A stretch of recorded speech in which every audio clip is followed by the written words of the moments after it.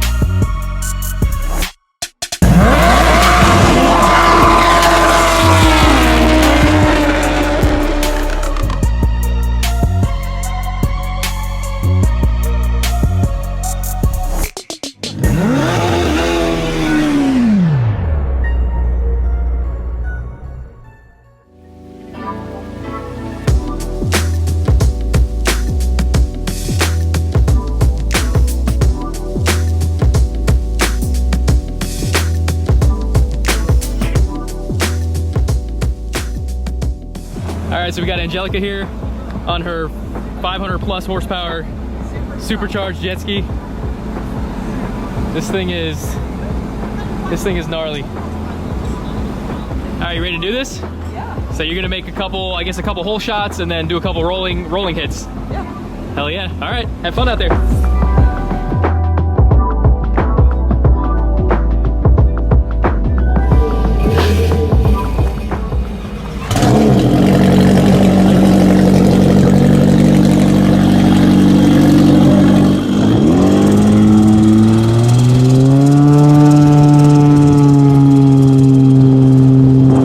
Sounds crazy.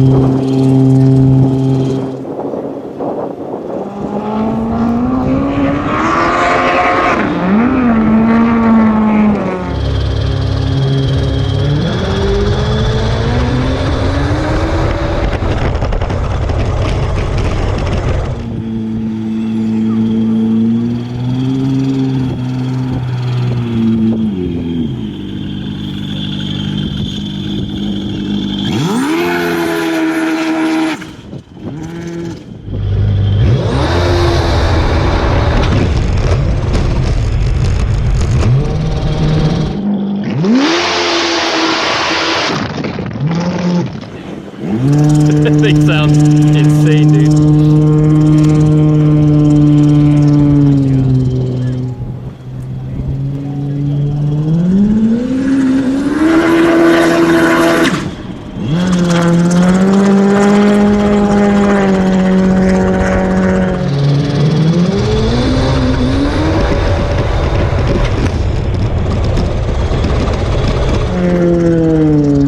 Jesus, that hit, man. Wicked. That hit. On the hit, I'm trying to chase it with the camera, and it's like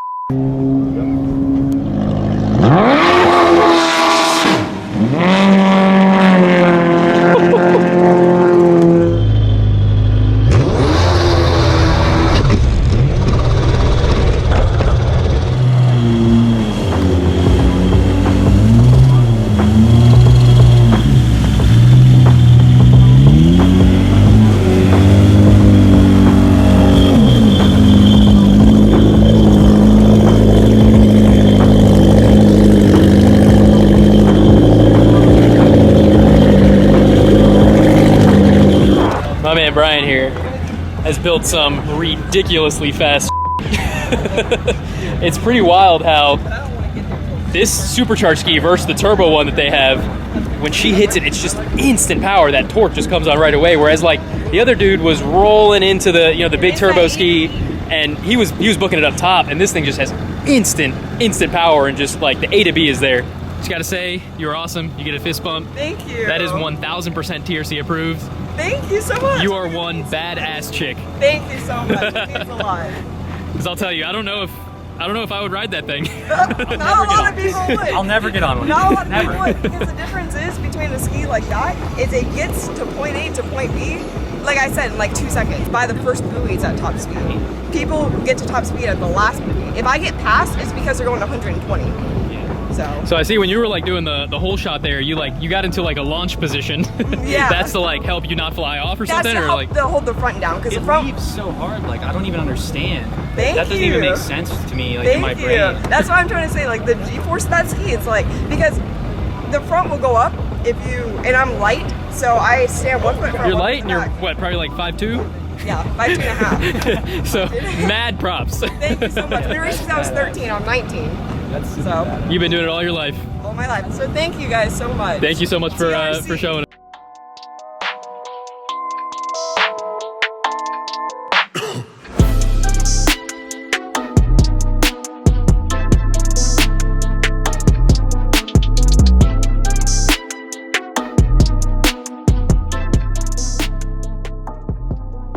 All right, so I'm Brian Kirchberger, and basically I build and tune Angelica Racing ski. You know, we take the superchargers from a 15-pound charger and we run up to 40 pounds of boost, modify the whole charger. Engine Tech takes care of a lot of that stuff for us. The engine is a 1.8 liter dual overhead cam, 16 valve. It's basically like a car engine. It's based off like a Mitsubishi. It's factory block, factory sleeves, factory crankshaft. We run upgraded pistons, 11.5 to 1. CP makes those. Rods, you can run Carrillo. There's some other guys that make rods. There's people that make aluminum rods, stuff like that. You know, sky's kind of the limit in this jet ski world. It's becoming close like the car industry. Engine management wise, we run a Vipec ECU in her stuff. It's all complete standalone. You take out the factory ECU, obviously you tune it. Runs on E85 Ignite Racing fuel. Run 2200 cc. I mean, it's so close to a car. You know, Magna fuel pumps. You can run mechanical fuel pumps on these things. So we're holding these things wide open at 10,300 RPMs or so for 5-6 seconds at a clip. You know, where a car, you're just kind of running through it and you're just shifting.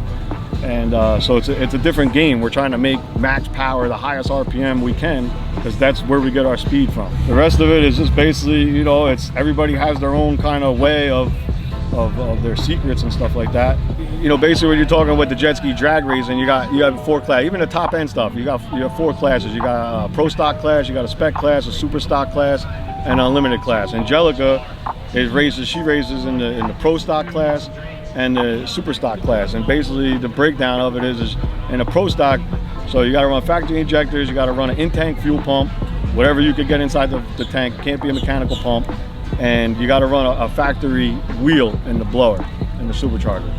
So, I mean, but those guys are getting them ripping too. I mean, they get them up. The faster skis will be like low 90s to high 90s. But then you get to like the super stock class, which is her other class that she can run. And basically that's like the sky's the limit with a supercharger. You can do anything you want, but you can't run nitrous and you can't run a turbo. You got to keep the supercharger in there. You could put aftermarket superchargers if you wanted to get rid of the gear driven one like that. You want to put it on a belt, you could run that. You know, whatever you want to do. You want to run methanol, you want to run mechanical fuel pumps, whatever you want to do to the engine. You know, sky's the limit. Angelica is like near impossible to build a ski to hold it together when you're adding a lot of power to it, because Angelica is basically like on or off the throttle. She's a very aggressive type racer, which makes her a dangerous racer and a threat to a lot of people because she'll just rip that thing through anything. So when you're dealing with drag racing, they're sitting up on bunks. So you basically float up to a dock, and these 2 guys, they pull the ski up on top of these bunks, and you're sitting there.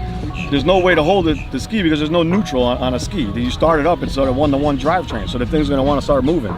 So they leave it just enough in the water where the thing can get loaded up with some water in it, but they also have it high enough out of the water where it doesn't propel forward. So that's basically how it works. They're racing 8th mile. We got a tree, just like, you know, there's a guy, you ready, it's almost like a street race, and then there's a green light, he hits the green light, and then they take off. And basically if somebody red flags or something like that, they jump, they bring them back, and you get, you know, so you're allowed to red flag once. It's not like a car. If you jump, street race, something like that, no prep, you jump, you lose. No, they give you 2 chances here. You know, she's known, her ski, for whatever reason, we got it set up good, it just holds shots like crazy. So she's known to get a lot of people out of the hole, and her ski might not be the fastest up top, but she usually can hold them out between her riding style and the ski, the performance of the ski. But you know, it's a very hard chore. We've been having some issues trying to build an engine to hold that thing together through the conditions, because it's not like a track. You know, the track, you go with the car, oh, the track's a little greasy today. Let me get the traction control out. But there's one thing you always know about a car track is it's flat. You know, you look out on a water track, it's not going to be flat unless you're racing like in a canal and stuff like that. But we don't have that ability. So here, when they talk about like no preps and all that stuff, this is like the true definition of a no prep track, because it literally changes like every 2 seconds. A no prep track will get better as the day goes on. This gets worse as the day goes on. You know, you got wind conditions and stuff like that. You got boats out there riding around. So it gets nasty. These races can last 5 seconds. So if you're running 5 seconds and you're bouncing out of the water, this thing's tagging 11,000 RPMs. It's coming back down, sitting at 10,000 RPMs. Yeah, I mean, it beats the shit out of the motor. As a tuner, yeah, I mean, you try to figure out that sweet spot of the rev limiter, but you also want it to rev enough so when you're coming out the hole that it won't sit there and cavitate. You know, you have props too. When you're hole shotting, you're sucking water in through a grate.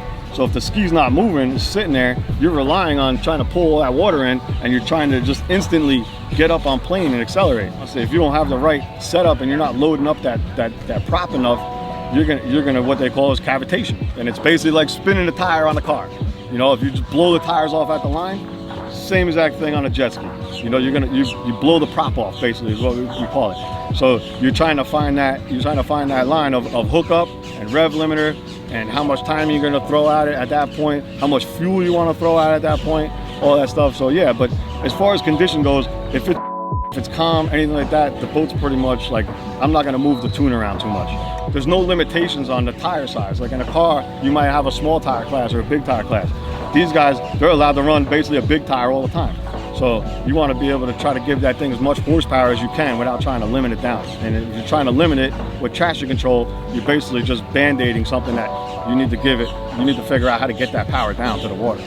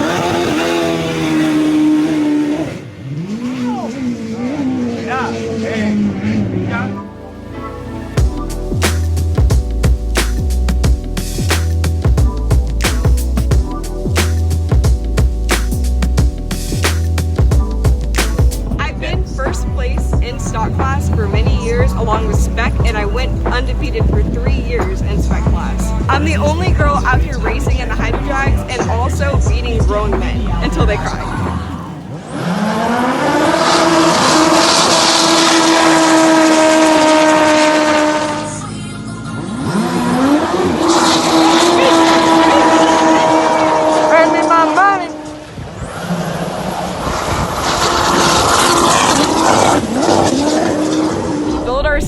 Together as a family in my tuner's garage. We're just a family that does it because we love it and it's our passion.